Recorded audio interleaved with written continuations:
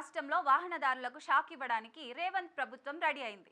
చాలా రాష్ట్రాలలో రవాణా శాఖ ద్వారా ప్రభుత్వానికి ఎక్కువ ఆదాయం వస్తున్న క్రమంలో ఆయా రాష్ట్రాలలో అనుసరిస్తున్న విధానాలను స్టడీ చేసిన తెలంగాణ అధికారులు తెలంగాణ రాష్ట్రంలోనూ ఆ విధానాలను అమలు చేయాలని భావిస్తున్నట్లు తెలుస్తోంది.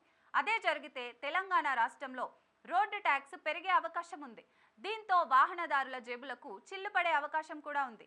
తెలంగాణ రాష్ట్రంలో త్వరలో పెట్రోల్ డీజిల్తో నడిచే నూతన వాహనాలకు విధించే రోడ్డు ట్యాక్స్ పెంచాలని ప్రభుత్వం నిర్ణయం తీసుకున్నట్లుగా తెలుస్తోంది.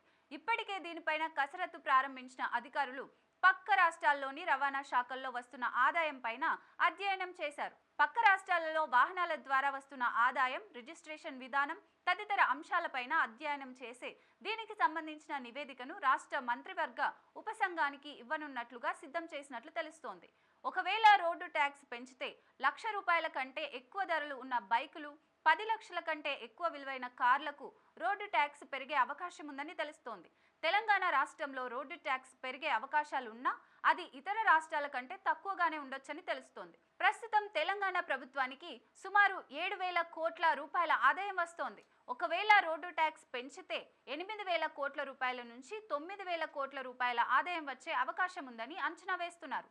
తెలంగాణ రాష్ట్రంలో ఇప్పుడు 5 లక్షల రూపాయల ధరలోపు ఉన్న కార్లకు 13%, 5 లక్షల నుంచి 10 లక్షల రూపాయల మధ్య ఉన్న ధర ఉన్న కార్ల కోసం 14%, 10 లక్షల రూపాయల నుంచి 20 లక్షల రూపాయల మధ్య ఉన్న కార్ల ధర కోసం 17%, 20 లక్షల రూపాయల నుంచి ఆ పైన ఉన్న కార్లకు 18% ట్యాక్స్ వసూలు చేస్తున్నారు.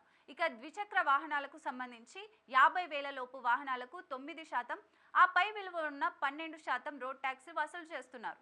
ఇక ప్రస్తుతం మళ్ళీ రోడ్డు ట్యాక్స్ పెంచాలని అధికారుల ప్రతిపాదనను సబ్ కమిటీ పరిశీలించి నిర్ణయం తీసుకోనుంది. ఒకవేళ ఇదే గనక జరిగితే కొత్త వాహనాలు కొనుక్కునే వారికి ఇది బ్యాడ్ న్యూస్ అని చెప్పాలి.